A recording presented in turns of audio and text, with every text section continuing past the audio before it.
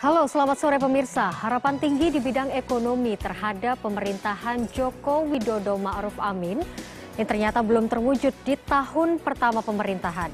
Dihempas pandemi COVID-19, ekonomi Indonesia terpuruk ke level terendahnya sejak krisis moneter tahun 98 lalu. Bagaimana jalannya roda ekonomi di tahun kedua? Selengkapnya di Kabar Pasar sore hari ini bersama saya, Desti Kusumo.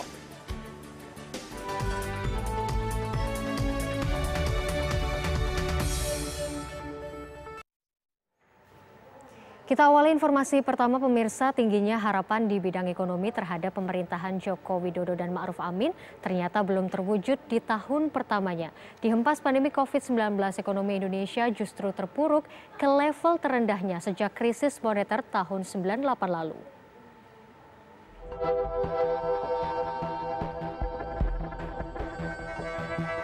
Terpilih sebagai presiden untuk periode keduanya, harapan pelaku pasar terhadap pemerintahan Joko Widodo Ma'ruf Amin sangat besar.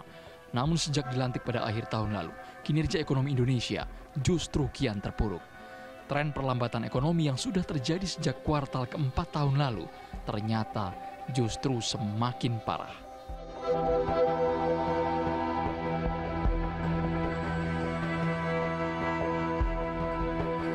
Pandemi COVID-19 yang terjadi di akhir kuartal pertama lalu telah menggerus pertumbuhan ke level 2,97%.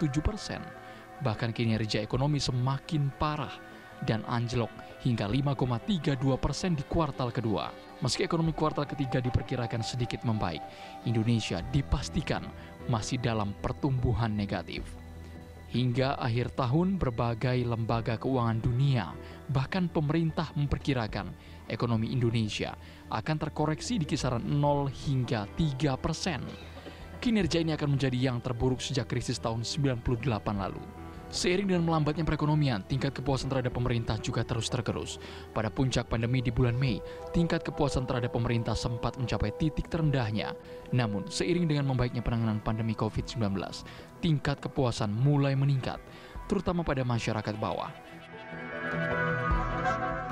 Jadi mereka yang mengatakan puas terhadap kinerja pemerintah dalam penanganan COVID-19 itu umumnya kelas menengah bawah, ya. Sementara mereka yang cenderung kurang puas, meskipun banyak juga, meskipun tentu saja tidak puas di sini, kita bisa cek ya lebih jauh ya. Tetapi kelas menengah atas dibanding kelas menengah bawah cenderung tidak puas. Jadi ada aspek kelas di situ. Nah, mungkin pertanyaannya adalah mengapa? Satu ya, kelas menengah bawah, kalau kita cek, betul kami punya survei terkait dengan social assistance related to COVID ya, tentang bansos gitu ya, itu 54% pemilih kita itu umumnya terima bansos. Itu besar sekali. Kelas menengah atas itu lebih kritikal. Itu yang kedua. Yang terakhir tentu saja ya bagaimanapun ya, masyarakat secara umum kan tidak menyalahkan COVID-19 ke pemerintah. Ini krisis global yang mempengaruhi semua kalangan di seluruh belahan dunia. Selain penanganan pandemi, pengamat politik Adi Praitno menilai tantangan utama bagi pemerintahan Jokowi Ma'ruf Amin ke depan adalah memperbaiki perekonomian. Kuncinya bagi saya adalah ke depan Pak Jokowi di periode kedua, ketiga, dan seterusnya ini, di tahun kedua dan ketiga dan seterusnya ini, sampai di 2024, adalah membuktikan diri bahwa semua keputusan politik yang dia lakukan di tahun pertama, ini berbuah manis. Misalnya soal Undang-Undang Omnibus Law, tunjukkan bahwa setahun kedua, tahun ketiga, investasi akan banyak masuk ke Indonesia.